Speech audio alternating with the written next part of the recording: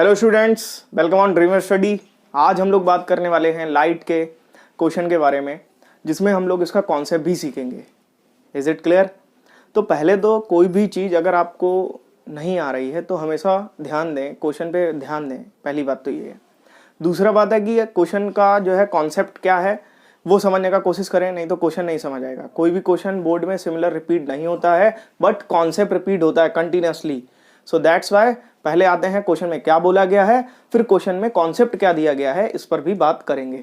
चलिए देखिए, क्वेश्चन में बोला है कि the diagram shows a point source P inside a water container, 4 rays A, B, C, D starting from source P are shown up to water surface.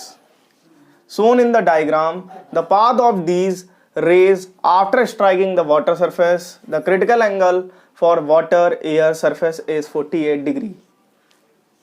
Name the phenomena which rays V and D exhibit. मतलब V और D में कौन सा phenomena हो रहा है, जरा ध्यान से देखेंगे। पहली बात ध्यान से देखें, क्वेश्चन में बोल रहा है कि भाई डायग्राम में जो कुछ भी हो रहा है, ठीक है, हमें बताना है कि कौन सा कैसा का कहाँ पे क्या फिनोमिना होना है। ठीक है, तो सिंपल सा है, यहाँ पे रिफ्रैक्शन का फिनोमिना लगना है। क्या लगना है? रिफ्रैक्शन का फिनोमिना लगना है। चलिए आइए शुरू करते हैं। अच्छा, आपको रिफ्रैक्शन में एक बात पता होगी, जब भी कभी लाइट रे क्या होती है 90 डिग्री पर गिरती है तो हमेशा क्या होता है सरफेस पर, जैसे मान लेते हैं ये एयर है, ये वाटर है ना। तो लाइट रे 90 डिग्री पर गिरी, 90 डिग्री सरफेस के साथ, ठीक है। इंसिडेंट एंगल कितना हो गया भाई? 0 डिग्री। तो लाइट रे सीधी निकल जाती है। अगर हम ए वाली लाइट रे को देखेंगे तो हमारी ए वाली लाइट रे सीधी ही निकलती चली जाएगी, क्योंकि ये 90 पर गिर रही है सरफेस के साथ और आई इसमें क्या है?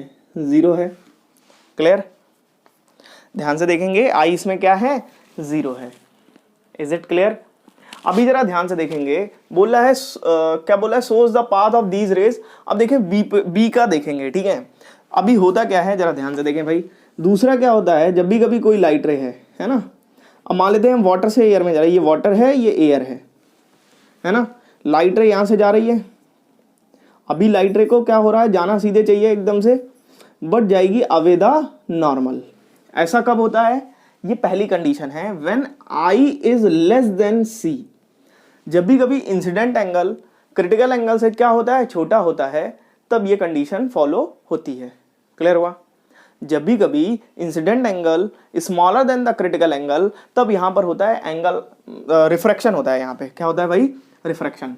तो लाइट रे ऐसे जाएगी, बी लाइट रे ऐसे जाएगी, जानी सीधी चाहिए थी बट जाएगी किधर? ठीक है, अवे द नॉर्मल। क्लियर हुआ? नॉर्मल से दूर जाएगी ये लाइट रे। अभी आगे आते हैं जरा। अगली लाइट रे है सी।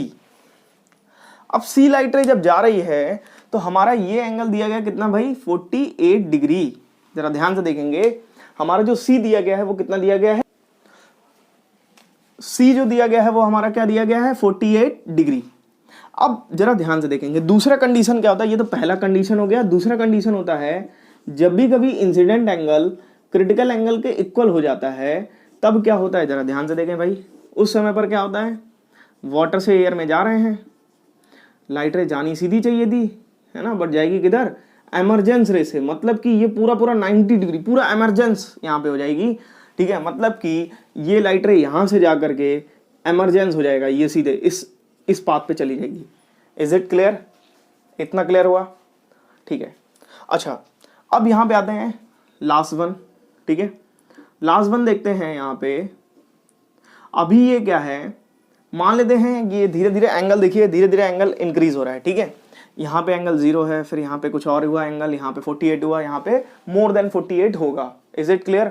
मतलब कि I is greater than C जब कभी ये हो जाता है, तीसरा केस है ये, जरा ध्यान से देखेंगे तो यहां पर क्या हो जाता है? यहां पर होता है TIR, टोटल इंटरनल रिफ्लेक्शन।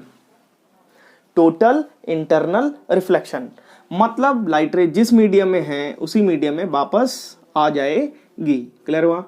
ये I है और ये क्या है? R। Is it clear? तो हमसे पूछ रहा है नेम द फिनोमिना। पहले तो क्वेश्चन में पूछ रहा है so in the diagram path of these after striking the water surface the critical angle for water air surface is 48। ठीक है, डायग्राम बना दिया भाई।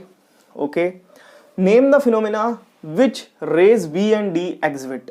तो भाई V जो है, V में कौन सा फिनोमेना हो रहा है और D में कौन सा फिनोमेना हो रहा है? तो V में हो रहा है रिफ्रैक्शन, ठीक है, refraction of light, refraction of light. और D में हो रहा है टोटल इंटरनल रिफ्लेक्शन। क्या हो रहा है? Total internal reflection. यहां पर D में क्या है? Total internal reflection. इतना क्लियर हुआ आप लोग को? इतना क्लियर हो गया? चलिए, तो सिंपल सा है भाई, बी में जो है नॉर्मल रिफ्रैक्शन हो रहा है और डी में हमारा हो रहा है TIR। चलिए, इस वीडियो में हम लोग इतना ही रखते हैं, मिलते हैं नेक्स्ट वीडियो में। और आप लोग क्वेश्चन ट्राई करते रहें घरों पे, बहुत अच्छे तरीके से कॉन्सेप्ट समझने का कोशिश करें।